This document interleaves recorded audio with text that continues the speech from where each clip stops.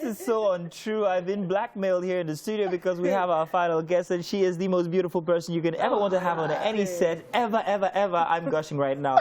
Inside of me, I'm actually doing this, but I'm just trying to compose myself. We have in the studio with us Linda Osifo. Now, she is an award-winning actress, model, and television host. She made her acting debut in the Nollywood scene in 2012, actually. Yeah. And she has come a very long way. It is fantastic. It is exciting to have you here. Good morning. Yeah, please, I beg now. Yes, because I'm sure you don't want me here. Come on, be going. I'm not going. Good morning to you. Good to have you Thank here. you. Thank you. I'm glad to be here. I followed your journey for a very long time. Wow. And I must say that as an entertainer, it's very impressive that you have stayed consistent and you stayed scandal-free. Thank you. Considering how they throw it at Baba you. God, I thank you. Now, at home, my wife knows this, that I have a crush on you. I've always had a crush on you. Is she in Nigeria? She's in Yes. Nigeria. We love you. We love you. So she will excuse me for gushing and throwing all of my love at you this morning. you. First off, let me say that single-sided dimple and those teeth, fan. Is it single? It's double, low. Guys, there's one why here. are you two different on It's that double.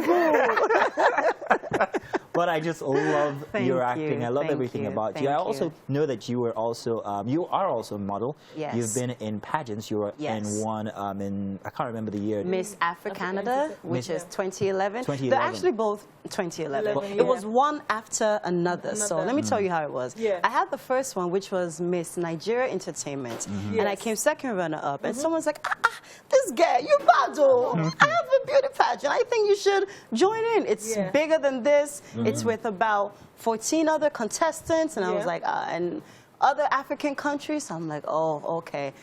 I was nervous, but it was the best thing. At that age, I was very young, and that's the kind of platform you need. Those are the kind of experience, and to sit in front of a crowd, and judges and audience, and so with having that experience, it wasn't difficult for you to get into the entertainment scene in Nigeria when you got back, was it? In the movies and all of that, was it? No, I've been in it all my life.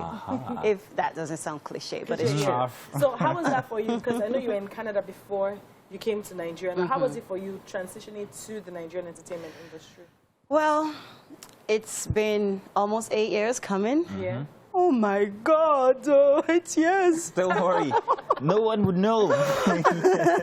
And I think time is what helps. You know, time is what creates experience. It wasn't easy. At first, of course, I wanted to run back. Because what am I doing here? I know. Why am I killing myself here? And, you know, you just patience and consistency. Is there a difference in the scene here in Nigeria from what it was you were used to back outside of Nigeria? Does it involve more struggle here or less struggle? How are you going to ask that question? Because that's what people want to know. Okay, but does it? It definitely does. Not just in my career, but just the lifestyle generally. Moving from a country with stability of electricity and coming here, it's tough. And of course, culture and so many things, so many things. And most importantly, you know, the things that we need a lot is that background experience when you're coming up. I came here and I didn't grow up in Lagos, so I didn't have anyone. So it was quite tough. Did you were you scammed? Scammed? Yeah, you know My God, they showed me Pepelo, but now I'm bad. I especially love your character in Desperate Housewives. It was the one character that made me look at this woman and say, I love her. Other than I want to say other things, but I can't. I'll be sleeping on the couch if I did. But you also won an award for that character, didn't you? I was nominated for best. That's the Eloy Award. Eloy Awards. Yes. Now, it must be a world of experience working with all of these people in the Nigerian movie scene, and then also standing out. That is a challenge for most people. Getting in is a big issue, but then standing out from everybody else, that experience must be really crazy for you. But what's it like?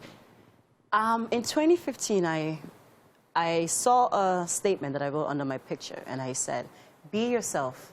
It will help you, and that is the most effortless thing you need. And that's what makes you stand out when you are yourself. Because there's no one else who is like you. So that originality and that stand out essence that you want will be there. So that's what I've always tried to do. Talking about being yourself, now we're in the age and time where social media kind of like helps your career as an entertainer, and the numbers. They cast you on the numbers. If we have you in a film, how much fans do you have? How many fans do you have? What's it going to do? Now, I mean, good thing you have the numbers already. But how does that make you feel, considering that probably, let's go back in time before the numbers came, and you're trying to get on projects, and you know that you're so good for the role, and then you don't get caught. How did you manage? How did you manage those experiences? Like you said, it was never about the numbers in the beginning. It's still not about the numbers till now. In my early stage, I literally had to understand what I was doing. I had to know I was good, and that was all I needed to know. I just needed to know that not that you thought I was good, that I was good. Because if I don't think I am capable enough, then there's nothing. There's nothing, even when I know, okay, I thought I deserved that, or maybe I didn't deserve that. It doesn't matter the options or the outcome. All that mattered was what I felt. And it was the feeling that makes me keep going. Because that feeling gives you that assurance, like, okay, it's not you, because you're good. You're good. You're good. Exactly. You're okay. You're not the problem. You're not be you. It could be time. It could be any other thing. Let's talk about the projects that you have at hand or in the future that are coming up. Let's see. Let's talk about the movies.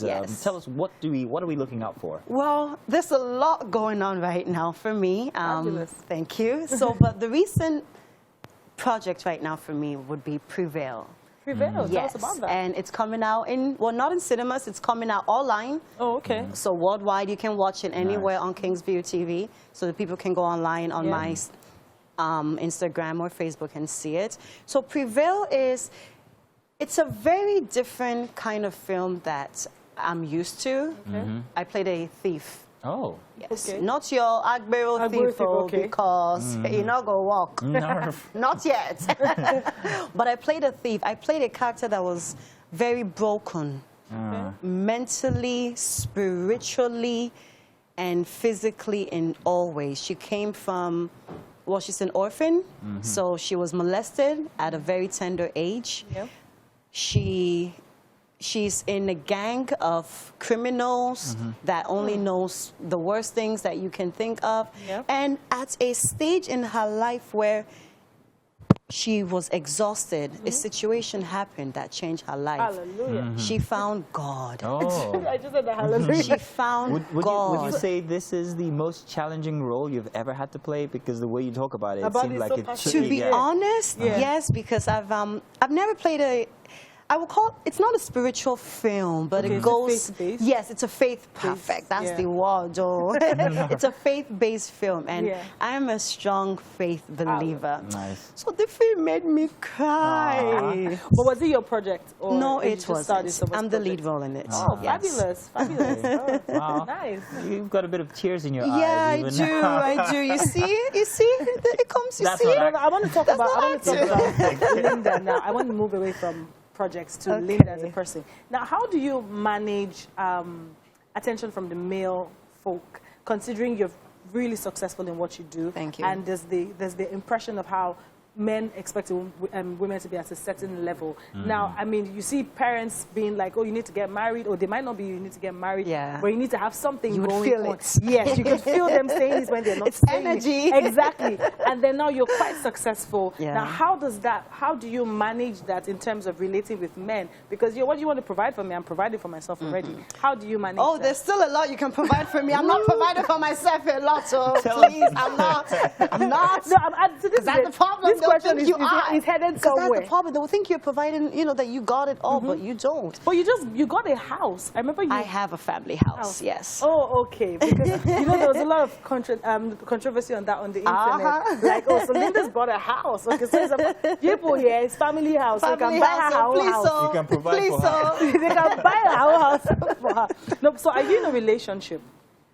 I have a relation, and there's ships that's leading. We went you know what? I'm not offended. I really don't want to know whether you have a relation. I don't care. I don't know how this affects me. What's happened? What's happened? Just stay the way you are. I want to wake up to Uncle is married, though. This is a problem. He's married, though.